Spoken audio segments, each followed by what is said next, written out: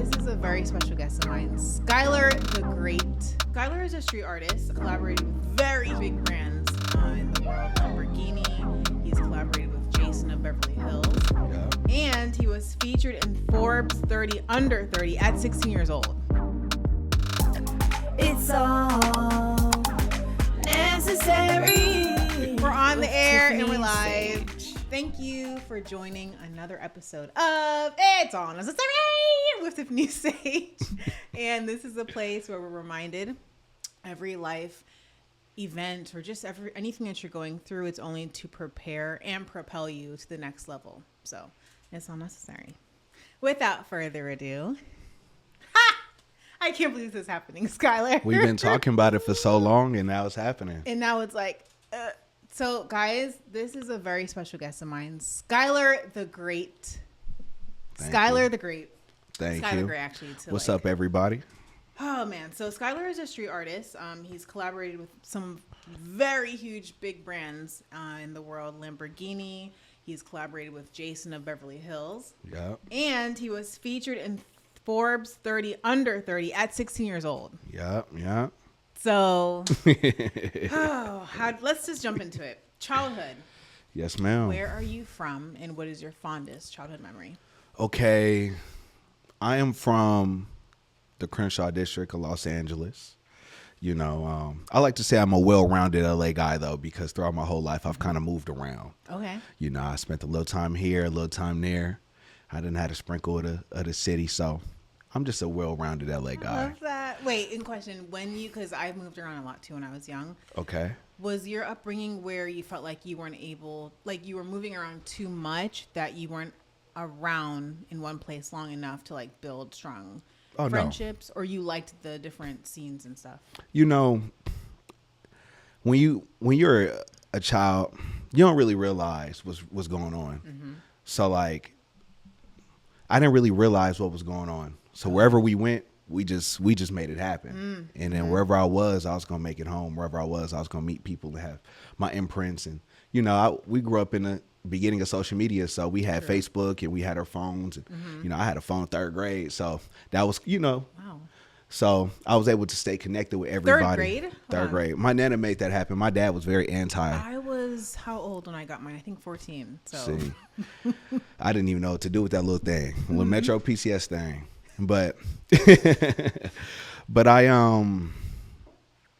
think the only time I truly felt like, dang, I'm moving far. I moved to Chino when I was actually after working on my first art show. I moved to Chino, which was my freshman year of high school. So my freshman year of high school, I spent out there, and then I came right back to the Crenshaw district right after. And I lived in Hawthorne for a year. So and then I went to Leimert Park. And then I went to Ladera. So wait, and if I may ask, what was happening in the adult world? Why you had to move around a lot? I mean, there was a lot of stuff that I didn't understand. You know, my dad was he was just trying to make it happen for me. And I think sometimes you have to take sacrifices, right? I'm gonna go and live out here. I'm gonna go and change my lifestyle just so I could stack up and, you know, the next chapter would be a better chapter. So I believe that we were just taking little sacrifices and, you know, it worked for the better. I was able to meet a bunch of different people I wasn't able to meet. I mean, I didn't think I'd meet. Yeah. I believe that it's built me into a better young man. You know, I'm not just like used to just one place. I'm okay with adapting. And now that I'm an adult, I know the art of adapting. You do it. Who would you say who poured time and attention into little Skyler? Wait, before we do that. Yeah. My fondest childhood memory. Oh, yes. Because I did want to answer that. I have a couple of them. When I was a kid, I used to ride my skateboard. I used to live in this area called the Dons. Okay. I used to ride my skateboard on those hills, go to the Crenshaw Mall. And so I spent a lot of time at the Crenshaw Mall. I used to spend a lot of time on Fridays going to the movie theater. And then all of my friends would come and meet up with us, and we'd go see a movie. And so that's one of my best memories. Other than that, being at my grandmother's house, my grandmother used to live on 122nd in Normandy. And see, my grandmother lived right here, but my aunt lived on the next block. And then my aunt my other aunt Wow. lived on the other block. So my nana had her sister. Yeah. And then she had my other Whoa, cousin. pop, pop, pop. All right, so my name is Tifani Sage. I'm a confidence and clarity life coach. If you're feeling unfulfilled in your life or you don't know what's next for you, I'm your girl. I can take you to new levels of clarity. Click the link in my bio for a complimentary, yeah, I said it, complimentary call with me so we can get your life on track. Click the link so we can connect. So we were all able to just be so close to each other. So on the weekends, you would know, oh, he must be in trouble. He ran over here, and now he's over here. He's ducking the whooping. So it sounds like, I don't know, like some good old, I don't know if it would be Disney, but just some kind, like I guess like the Proud Family, but not a little bit. no, it definitely feels like that. Just like how. Sound like the nostalgic of it. No, it definitely feels like that. How I explain it, right? Because we were driving through the neighborhood one day, and I was telling my cousin, like, this is royalty to me. I don't need much, and this is royalty to me because we have our house. She had her house. She had her house, and every Sunday we had our family dinners over at our Aunt Ruby's house. Every other hangout was at my nana's house, and then we had our room, and everybody else had their room plus an extra room. So that was a big part of my childhood, just being surrounded by my family and just being so close with my family. So And then with that, I guess, well, yeah. Who would you say poured time into you the most? I mean, I'm gonna have to say my dad because I spent majority of my time with my dad. But I give it to all of my family, like my grandmother, my auntie, my first cousins. Like they made sure that they always called me. They made sure that I had a ride and I was good. Yeah. You know, my family also used to own a school called Ruby's Christian Academy. And I was always around my family. They were my teachers. They were my aunties. You know, that's Miss Cousin in school, but that's my cousin outside of school, you know. So it definitely was very, very, very instrumental to who I am. And, you know, so everybody kind of poured into me. I'm very grateful, you know. I'm very, very grateful. I've been telling all my family, especially this year, I've just been reminding them because last year was a big reminder of all the love that's been installed in me. And so being around my aunties, hearing all the old stories, being around my cousins, seeing where we are now and how we grew up and seeing how like it's still very seamless, like how we hang out and is very happy. Even when it's not the happiest of times, we still make it what it was like when we were kids. And so I send a text message to my aunts or to my cousins like, thank you, because you guys really installed so much love in me. Anytime I like forget that or anytime I'm like caught up on anything, I always have to remember that, like, you know, we love each other no matter what we going through. We definitely gonna laugh at each other if it's a good or bad situation, but they always gonna be there for me. You know what I love, Skyler? You always have as long as I've known you, you've always had this. I don't know if it's like innocence, but something where it's like you are at the foot of your elders, like, tell me more, give me more wisdom, and I'm gonna go out in the world and go do that. And it's like I don't think a lot of young people, or maybe I'm not meeting them, that still have like that, I guess, respect and what's that word? Like when you revere something so like. I'm gonna just say respect. I mean, I'm gonna just say respect, and it's so funny that you make the observation because that's exactly how I am. If I want to make sure I say this right, because last year, going into this year, right, I truly figured out what my purpose in life was. And I didn't realize that all of these things that I was doing, hanging out with my elders, was really just planting seeds. Because I realized that now, if I can help anybody skip some of the mistakes that I made, then I'm gonna go ahead and share that wisdom. Because I'm with my grandfather, we spent a lot of time together watching basketball games and just hanging out. I'm with my grandmother. I'm listening to her faith and I'm listening to how she goes about life and her mindset on love and her mindset on all these different type of topics. And it helps me day to day because, you know, if I don't know, they definitely help me skip that, or they definitely help me process that. You know, we all done went through it before. And then the older that they are, the more that they went through. So I got to stay connected with my OGs because that's all we got. Love that. What interested you hobbies wise when you were young? Well, you did say skateboarding. You said what influenced me when I was young? Yeah. Well, I used to skateboard a little bit. I was like a fake skater. You had to look in the shoes. I had to look the shoe. I had the skateboards.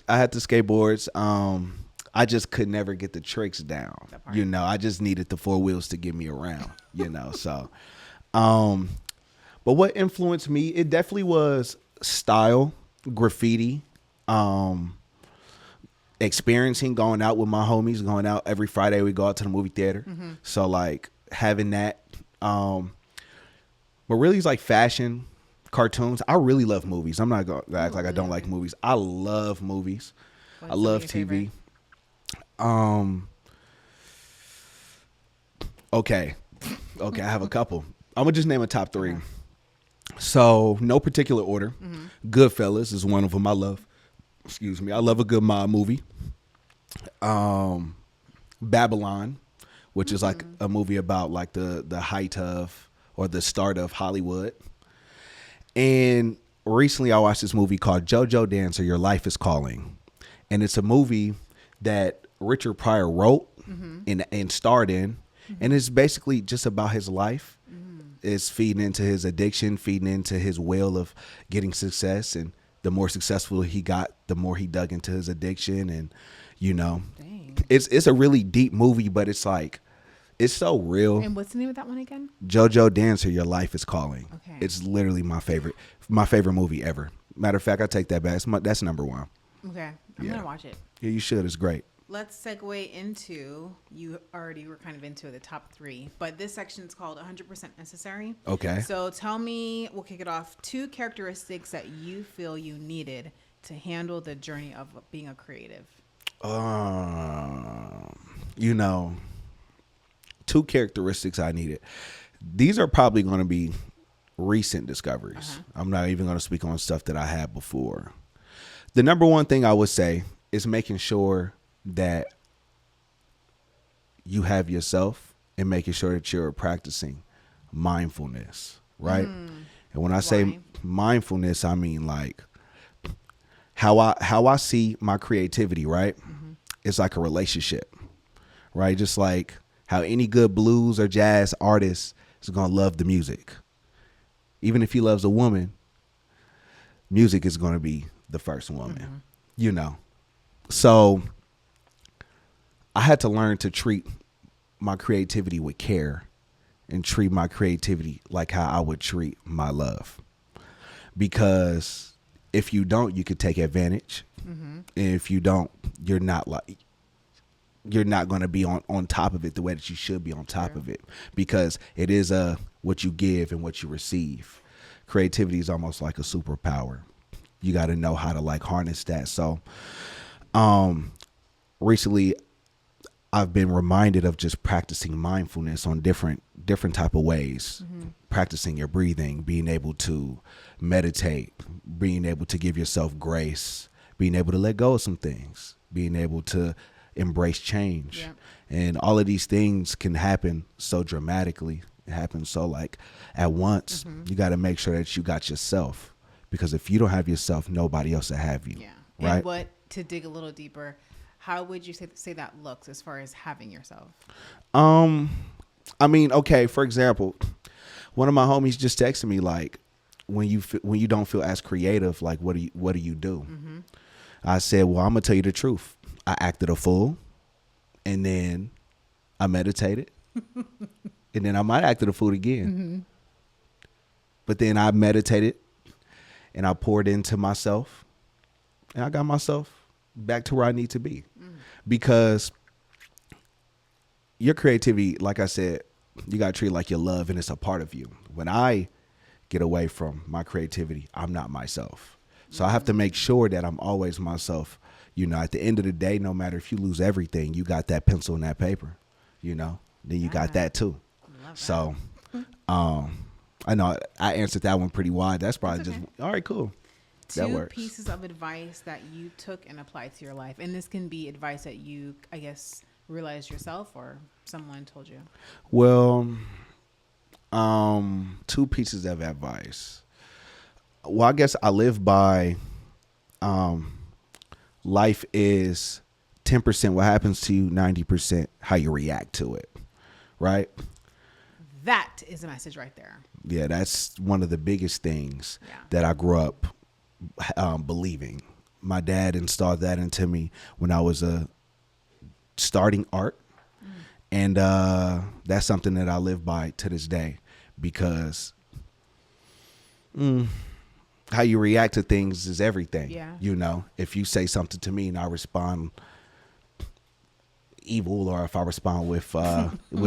malice, you know, then that's going to change the gravity of all of it. But if you do something to me and I kill you with kindness, you might not know how to even react. You know, so you just got to make sure how you are, make sure that you calculate it. So that's a big one. And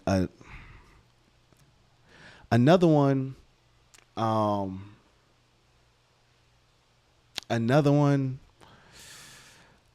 don't know. I guess I mean, if that one takes the cake, that's fine. I mean, that one does take the cake, but the other one I learned is, you know, it's okay to fail. You know. And what is failure? What is failure? What is a loss, right? What is an L? Yeah. When people say you take L, I take a bunch of L's because I learn. So everything is learning. You don't necessarily lose. Yeah. Losing implies that it's over with. And it's never over with, you know. It's over when you stop dancing. Ooh. You know, so. All right. Thank you so much, guys. We had to take a little quick intermission, but we're back in this beach. Okay. 2 daily practices, personal or business, that helps you keep your day aligned. Okay. So the first one is when I wake up in the morning, the first thing that I see is so important to how my day is going to go. So I might open up Instagram, but I can't be on Instagram for too long. Yeah. You know, I might have to do a couple swipes and just check the important things, the DMs, make sure no one hit me up, or make sure I check my business. Stay on top of that business. You know it. But social media, sometimes it promotes negativity. It doesn't promote the things I want to see, especially after coming out of whatever dreams I just dreamt of, because I have a crazy imagination. And I like to get straight into my routine. If that's hopping straight in the shower, combing my hair, eating breakfast, watching my podcast, checking my email, or if that's taking a dog straight outside and we go on our walks. The walks are very important. I guess number 2 would be the walk. Okay. The walk is just as important for him as it is for me. I love that. I always feel like, especially people who have dogs, they're helping them get their like nature time. Oh yeah, definitely. Especially because with him, I would have to walk him, and he likes going on a long walk. And then I'll walk him, take him back, and then I'll go for a run because I got a little Frenchie. He can't run for that long. He do a little wobble. So yeah, that's important for me. We keep each other aligned, and I know that right when he gets back home from the walk, he drinks a gallon of water and just goes right to sleep. I love that. It's refreshing. It's refreshing to see. Hey. Moving on to work and lifestyle. What was the defining moment where you took being an artist to the next level? You know, right before COVID.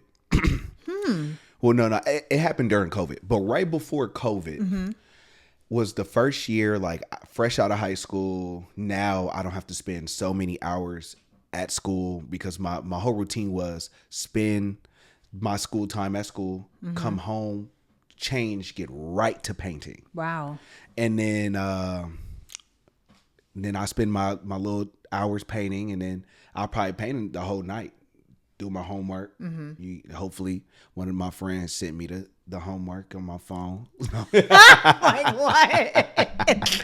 You know, but if they didn't, then I'm gonna do my homework. But I spend majority of my time painting. So after high school, that first year was such an adjustment for me because now it's on me to wake up and get straight to painting. And I already didn't want to wake up and get straight to going to school. So it was an adjustment. And, you know, I would wake up, watch a movie, play some video games, go buy some shoes because I love fashion, or I'll go and get some breakfast, come back, watch a movie, and then I do all of my heavy lifting at night. Wow. Because I flow a little bit better at night, but at night I will get tired.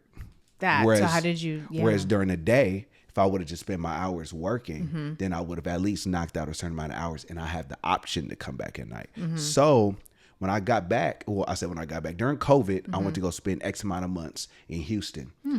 Texas is a place where majority of my mom's side of the family is from.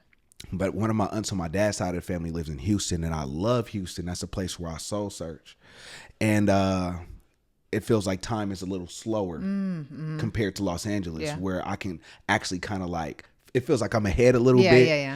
But I could actually slow myself down, look at the stars, talk with my cousins, bond, learn through them learn through me. So now I spent X amount of time during COVID out there. Very confusing time, very telling time. And spiritually, it felt like I needed to be there. Spiritually, I was being guided there. Wow. And my flight got canceled, because of COVID. They shut down. To go back. Well, at first it was because it was raining here. And then we ate dinner that same night. And they said that they just closed down New York. My uncle said that he was going to stay in Houston. They just closed down LA next. So I decided I'm going to stay and I'm going to bond with my cousins.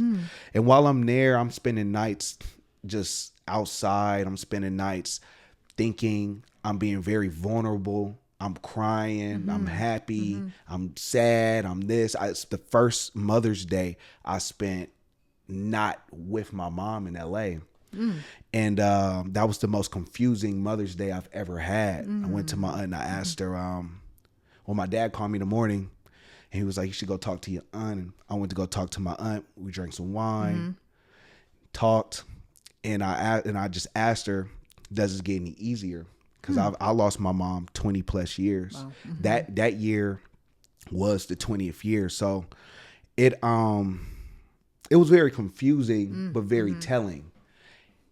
I probably was there for about 3-4 months. At the end of that, it felt like I needed to come back. Wow. Like I cannot stand being here no more. I need to go back. So I came back to Los Angeles and it just clicked to me. I had a conversation with my dad that was very telling. And it just clicked to me. I need to take this more serious, especially right now. It's an even playing field, actually. And everyone that's a first responder, including the people that work at the grocery stores and are able to have their jobs, they're actually like super people right now. They're actually ahead. Whereas like me and my favorite rapper are on the couch doing the same thing. So that means that I need to get my stuff together now because I have the opportunity to do it. That's crazy. I thought that I would have never thought that this, I guess not awakening, but whatever, lack of a better word, awakening happened later in your career versus earlier. Well, keep in mind, I was a kid. Keep in mind, I'm also a little spoiled because I'm having it my way and know it one way, and that's go to school, come home, do this, weekends, put in a little extra overtime, come back, rinse and repeat. Whereas now I have so much time on my hands, I have to have that inside of me to say, all right, I'm going to spend X amount of time in the studio. And I was doing it, but I used to always say, this is just a hobby that I got popular doing. But when I got back, I had to say, no, this is my job. This is my purpose. Yeah. I was put on this earth to do this. And if I was put on this earth to create and to inspire, then I need to treat it because as such, because that is serious. So I came back. I actually got a uniform. I used to wear Dickie outfits. Yeah, I used to wear these Dickie outfits, work attire, and I'll wear them from early in the morning. Early in the morning down to when I was ready to go. So and then you take it off when you're 7 hours in the studio minimum. 7 hours. My bad, my phone's ringing. Matter of fact, I'm gonna pass my phone to you. My bad. No worries. So 7 hours in the studio minimum. If I wake up at 8 o'clock, get started at 9, and I'm out 3 or 4.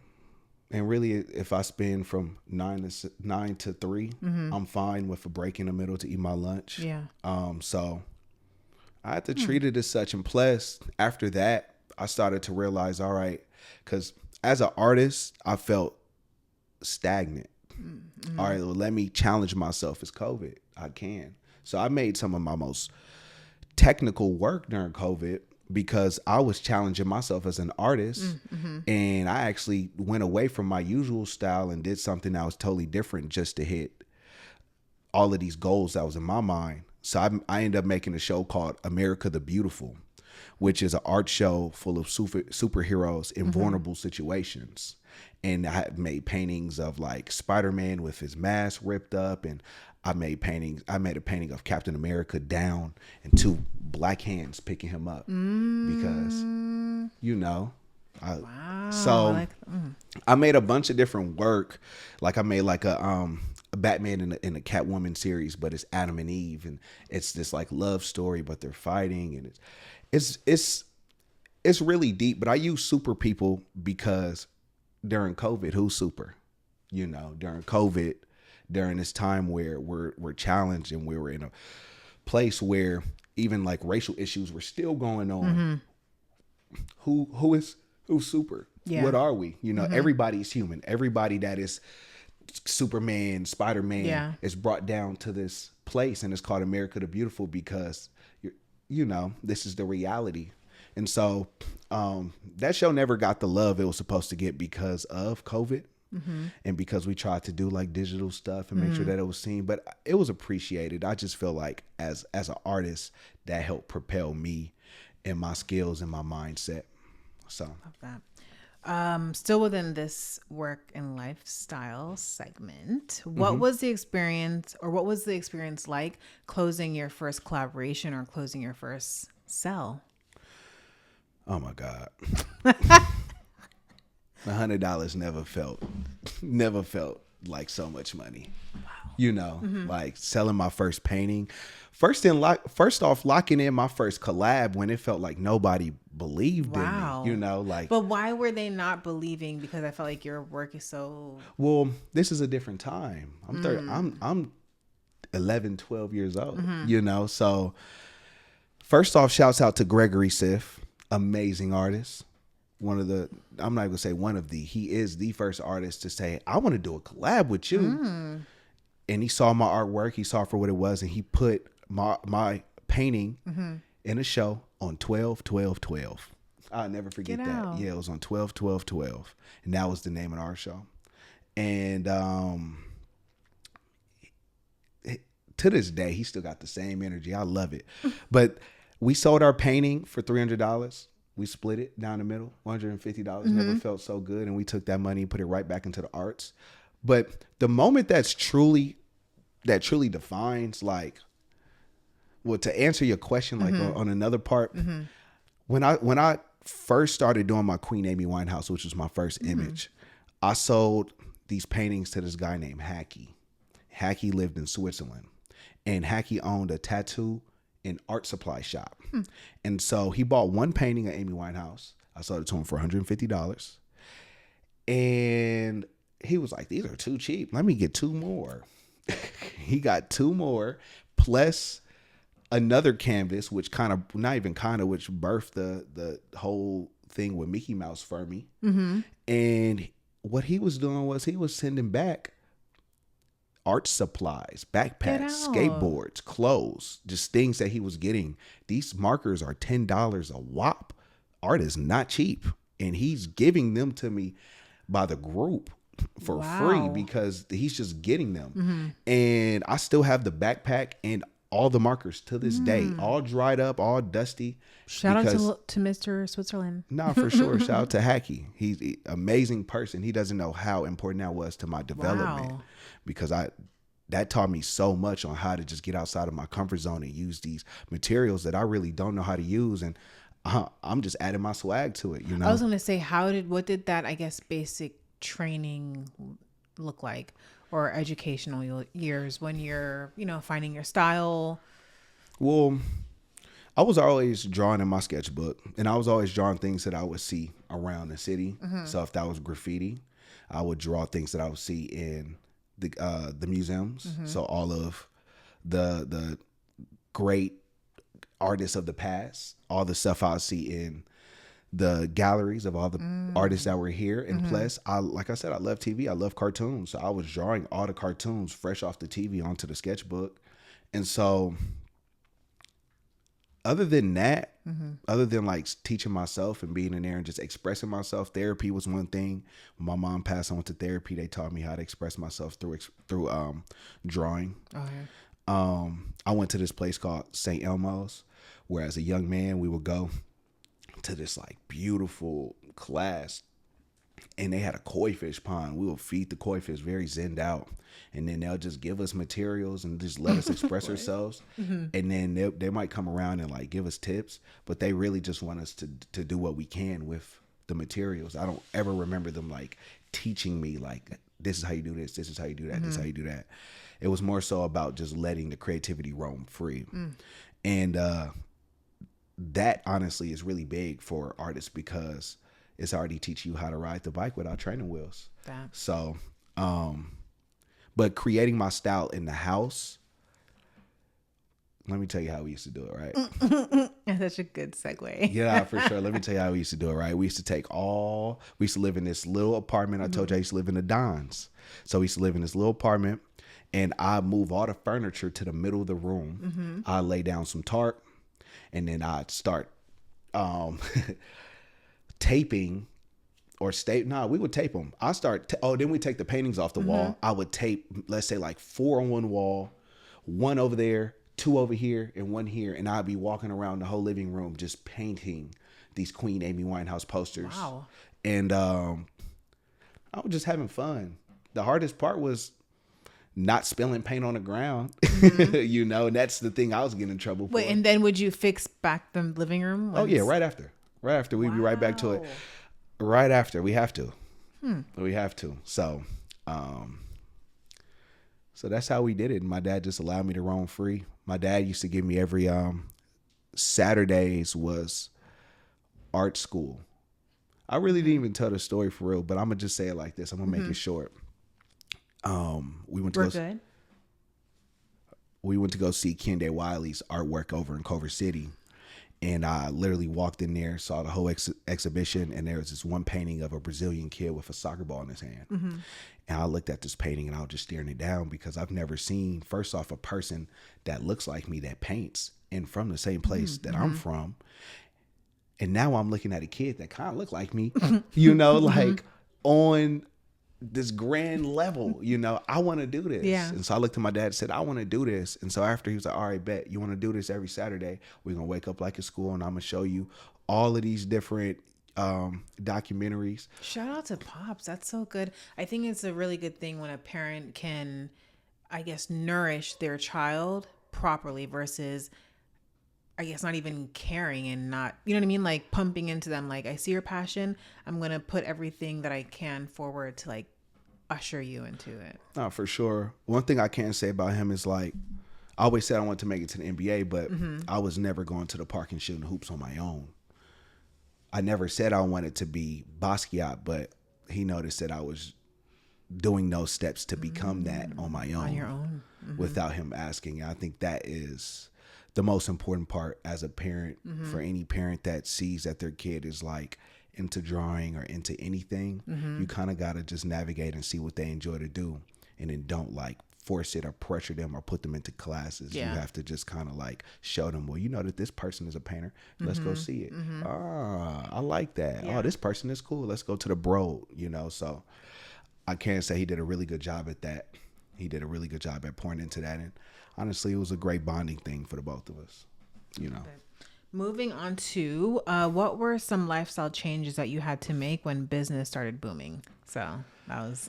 Well, I mean, I answered it a little bit. I had to start taking it serious, start talking about it differently. I was still like, now that I look back at it, like I was still doing the regular stuff that I was doing before, still linking up with my friends, still trying to be the best friend that I could be, still hanging out with my cousins. I would say now that I'm an adult, I realize that like how I'm approaching life And how I see it, like, yeah, I'm a painter, but it's not just about fitting in and just being a painter. Right. With any field, it's about being an innovator. And so right now I'm in a space where I'm like, all right, bet I can do this. I can do that. Yeah, it's been done before, but what can I do to make it a little different? How can I put my stank on it? How can I make it Skyler Grey? And so finding my true identity, I think at the end of last year, into 2024, into this year, 2025, having the urgency to like do all the things that I'm truly passionate about. And I've always had the plan. I've always had the mindset to do what I wanted to do, but it was about making sure that I can do it the way that I wanted to do it. Yeah. And it was about making sure that I could do it the way that I see that no one else is doing it. Because I do so many different things. And for all the people that know me, they know that I have my hand in. Oh, I could do the music. Oh, I could do the fashion. Oh, I could even do the sports, you know. But it's about how can I be innovative with it. So the best part about now is my approach to things and my preparation. And, you know, you got to be an innovator. We all have to be innovators. You know, I'd study art history for real on my own, just like on That's YouTube crazy. and just Wow. going to the museums and stuff. And I used to always question Leonardo da Vinci until I truly figured out, like, wow, this man is truly the GOAT. He's truly the best to ever do it. What'd you find about him that made you say that? He's an innovator. He didn't even have to, like, he created war machines. He predicted the future. He walked around the town, came back and drew a map off of him walking around the town. He, at a very young age, everybody knew that he was going to be amazing, but it was just about how to harness that and how to give him the tools to teach him what he needs to do. And so just studying that, because I say I'm Pac-Man. I'm chasing the ghost. I'm chasing ghosts always. You know, all the people that I look up to are like gone. You know, like Miles Davis, another His name innovator. is said a lot on this podcast. Oh yeah. Yeah. So yeah, he's a true innovator. Miles Davis. I'm talking about Basquiat, innovator. Andy Warhol, innovator. Like all the people that I looked up to are people that essentially changed the game. And so I don't know. I don't know if I'm going away from the question. It but doesn't matter. We can go anywhere. all right, bet. I'm just If there are any, what would you say are some downsides of having major success? I will add for you at a young age. well, okay. I told you about the first things you do in the morning. The first thing I heard today in the morning was that I want to make sure I say this. I wish I could take the quote out and put it to the mic, but Rich Paul was just talking about people being around you, and instead of like being a part of your success, they want to be responsible for your success. And people being around you and not giving you the tools that you need, or not doing the things that they know that you're capable of doing because they're okay with the control of it all. And I think at a very young age, being a kid, you know, life is your utopia and you're just going with the wind, you know. And now that I'm older and I took a step back and I've taken some time in my own solitude to like figure out how I want to be and figure out who I am, I'm noticing, there are snakes in the grass. And I'm noticing, these people may have said that they're with you, but there are always other motives out there. And so you always have to have your mind out. That's why I say you always got to keep yourself and have yourself, you know, because having success at a young age or at an old age, especially at a young age though, people will take advantage of you, and it will be people that you don't expect or people that you wouldn't want it to be. And so having success at a young age and growing up, I'm happy that I have the mindset and the support system and the love that I got, because if I didn't have none of that, you know, I wouldn't even be right here talking to you. Never. And so I'm very grateful for all the people, all my support, all the love that I've gotten throughout all of the years. And this next chapter is going to be crazy. And all of the snakes in the grass is going to see. Mic drop. Let's move on to Essence. What does Skyler love most about himself? I say the thing that I love about myself is, first off, my will to like challenge myself, especially now, because before, anytime I get hit, I would know like, oh, I need to get better at this, or I want to get better at that, or I have to, whereas now I'm like, all right, bet, I need to get better at that. I'm going to just try it right now. The time is now. The time is now. I don't know how to oil paint. Let me go get some. Let me go figure it out right now. And it takes all the time away from you to build up excuses. No, exactly. I grew up, shouts out to Jennifer, my sister's mom. She used to always say, excuses build bridges to nowhere. Oh. And I was just a kid full of them because I was just trying to get by. I don't want to do the homework. Yeah. I don't want to do the project. I didn't put my 100 in, and I do not want to be real with you that I didn't want to do that. And all she would say is excuses build bridges to nowhere. I would be more so happy if you just told me the truth, or if you just said this was the hardest that you tried, then I'd just be okay with that.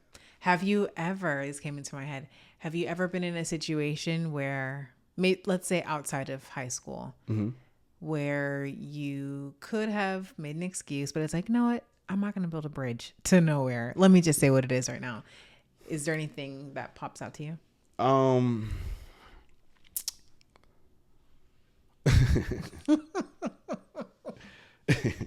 There's a lot of them.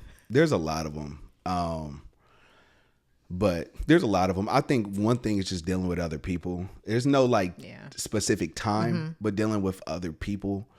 I'm like, dang, you full of them, bro. Like, come on now. Or like, dang, you're not trying your hardest, or you're not even being real right now.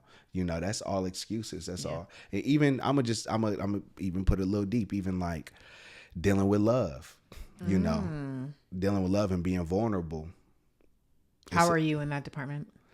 I was terrible once upon a time. Okay. But I'm doing a little better. Good. And I'm not even going to say a little better. I actually believe that I'm doing a lot better. Good. I'm actually doing a lot better in that department. It's that's slippery. That's a whole nother love. Oh my God. It's a whole nother thing. So, but what, I just kind of feel like, what would it be though for you? But what limiting belief did you once have about yourself and overcame?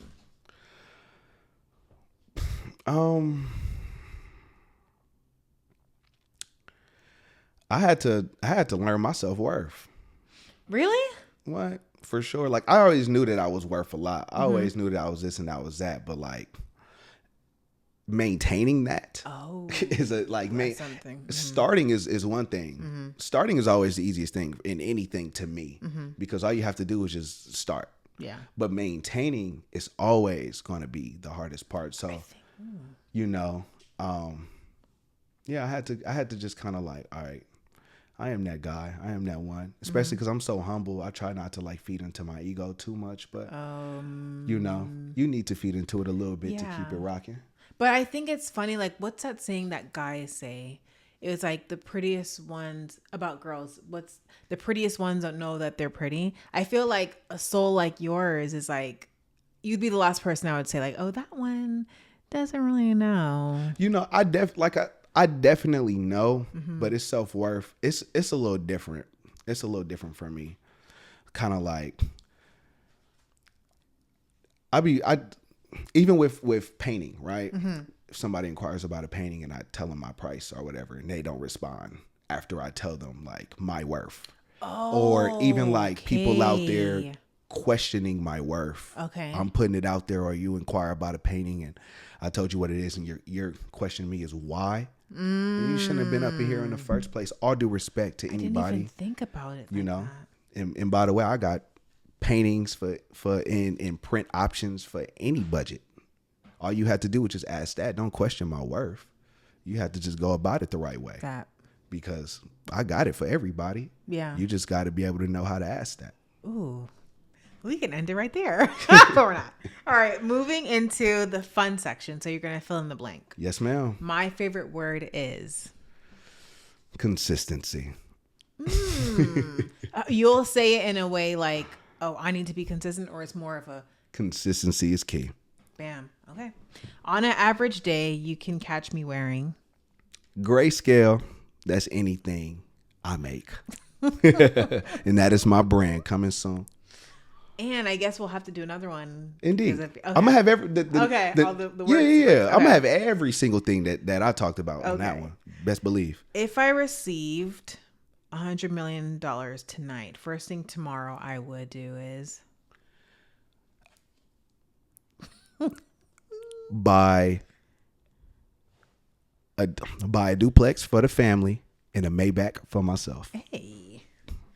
I'm super OCD about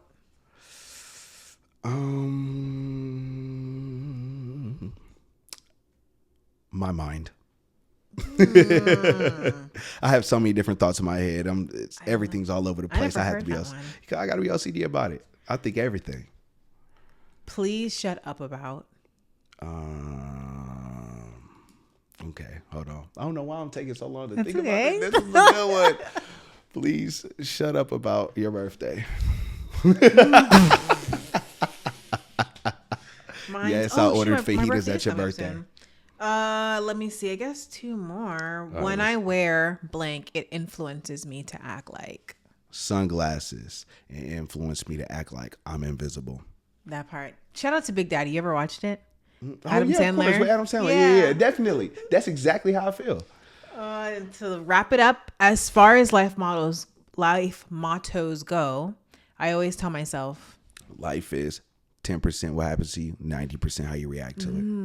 Whereas we got to spin it back to that one. Always. I love it.